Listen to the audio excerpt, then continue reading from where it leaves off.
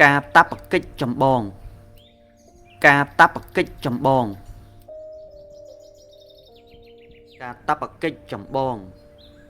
តាមន័យសត្យានុក្រមផ្នែករដ្ឋបវេនីមានន័យថាការតាបកិច្ចដើមនៃកិច្ចសន្យាដែលបង្កើតឡើងដោយម្ចាស់បំណុលនិងកូនបំណុល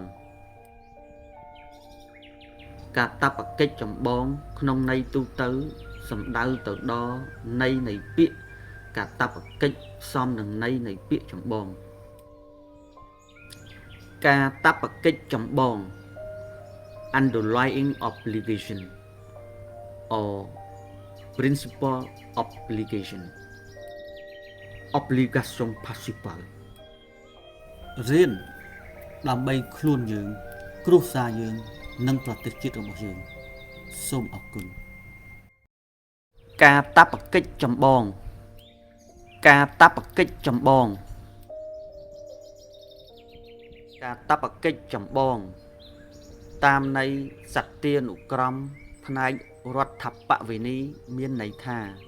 ការតាបកិច្ចដើមនៃកិច្ចសន្យាដែលបង្កើតឡើងដោយម្ចាស់បំណុលនិងកូនបំណុលការតាបកិច្ចចម្បងក្នុងន័យទូទៅសំដៅទៅដល់ន័យនៃពាក្យកាតព្វកិច្ចផ្សំនឹងន័យនៃពាក្យចម្បងការតាបកិច្ចចម្បង underlying obligation or principal obligation obligation principal រៀនដើម្បីខ្លួនយើងគ្រួសារយើងនិងប្រទេសជាតិរបស់យើងសូមអរគុណ